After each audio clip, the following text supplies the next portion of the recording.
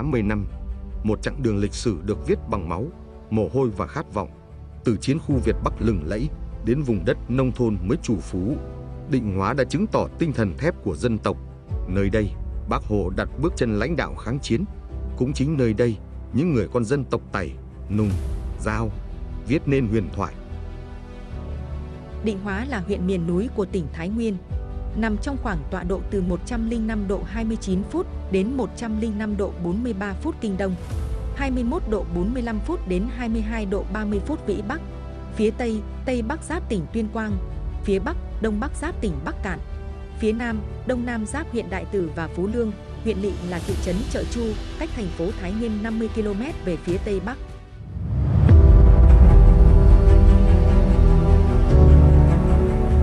Năm 1945, thực hiện chỉ thị Nhật, Pháp bắn nhau và hành động của chúng ta, lãnh đạo cách mạng Định Hóa quyết định khởi nghĩa.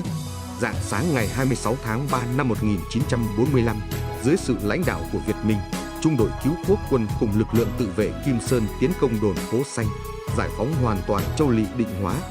Ngay sau đó, nhân dân các xã lân cận kéo về Chợ Chu, phá nhà lao, giải phóng hơn 200 tù nhân, thu vũ khí địch và mở kho thóc Nhật chia cho dân nghèo. Định Hóa đã tự mình giành lấy tự do, đánh dấu một trong những cuộc khởi nghĩa thành công sớm nhất ở Việt Bắc. Ngày 28 tháng 3 năm 1945, hàng ngàn người dân từ khắp các xã đã về đỉnh Quán Đế, Chợ Chu, tham gia cuộc meeting lịch sử. Tại đây, chính quyền tay sai chính thức bị xóa bỏ. Chi Châu Hà Sĩ Tinh phải tuyên bố đầu hàng cách mạng. Định Hóa lúc này đã hoàn toàn thuộc về nhân dân. Trước yêu cầu của cách mạng, ngày 18 tháng 4 năm 1945, dưới sự chỉ đạo của đồng chí Lê Giảng, hội nghị thành lập chính quyền cách mạng cấp huyện đã được tổ chức tại Bản Lạc, xã An Lạc, nay là xã Kim Phượng. Với sự tham gia của hơn 130 đại biểu đại diện cho 15.000 nhân dân, hội nghị đã bầu ra Ủy ban Nhân dân cách mạng lâm thời Châu Định Hóa, do đồng chí Ma Đình Ương làm chủ tịch. Hội nghị quyết định đổi tên Châu Định Hóa thành Phủ Ngô Quyền. Đến cuối tháng 4 năm 1945, chính quyền cách mạng đã được thiết lập tại hầu hết các xã, thị trấn trong huyện. Từ đây, dưới ngọn cờ của Đảng, nhân dân huyện Định Hóa chính thức bước sang trang sử mới, từ những thân phận nô lệ trở thành những người làm chủ quê hương. Hỡi đồng bào cả nước, tất cả mọi người đều sinh ra có quyền bình đẳng, tạo hóa cho họ những quyền không ai có thể xâm phạm được. Trong những quyền ấy có quyền được sống, quyền tự do và quyền mưu cầu hạnh phúc. Năm 1947, Định Hóa trở thành pháo đài thép của căn cứ địa Việt Bắc.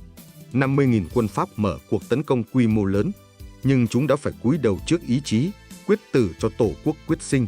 Từ tiền keo lịch sử, Bộ Chính trị quyết định mở chiến dịch Điện Biên Phủ, bước ngoặt lật đổ chủ nghĩa thực dân. Thì Bác Hồ câu đầu tiên Bác nói là rất mừng các chú ở Điện Biên Phủ thắng lợi to đây, nhưng mà ta phải còn đánh Mỹ. Đây là tư tưởng Hồ Chí Minh là như thế. Thế cho nên là cái thắng lợi Điện Biên Phủ cũng là cái thắng lợi của tư tưởng Hồ Chí Minh.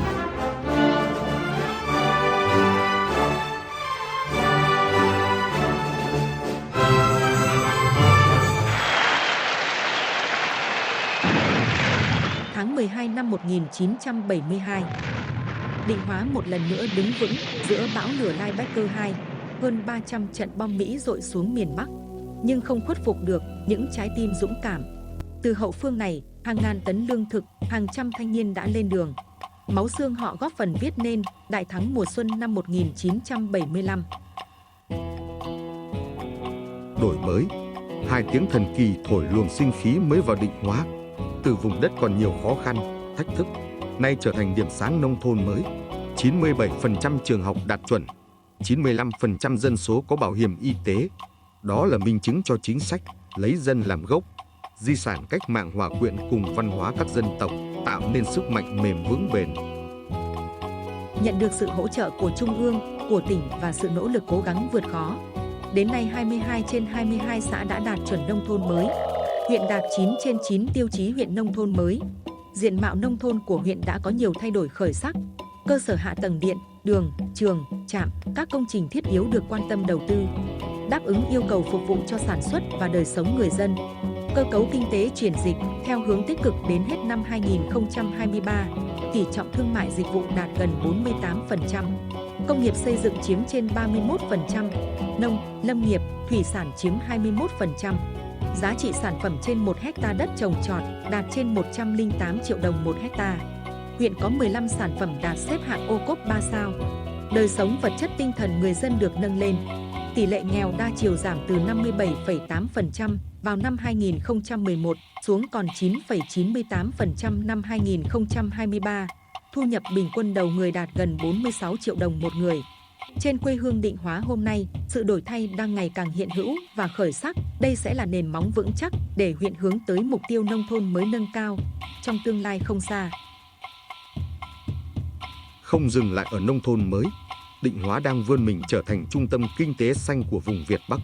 Du lịch di sản, nông nghiệp công nghệ cao, công nghiệp chế biến, ba trụ cột mở ra tương lai rực rỡ. Dưới lá cờ Đảng, thế hệ trẻ Định Hóa viết tiếp giấc mơ, xây dựng quê hương thành điểm đến của khát vọng và sáng tạo. 8 thập kỷ, một khúc tráng ca. Từ mái lán tỉn keo đến những công trình hiện đại, Định Hóa mãi là biểu tượng của khí phách Việt Nam. Hôm nay, mỗi tấc đất, mỗi con người nơi đây vẫn đang thầm thì kể câu chuyện về lòng yêu nước, về ý chí không bao giờ tắt. Chiến cụ thủ đô kháng chiến.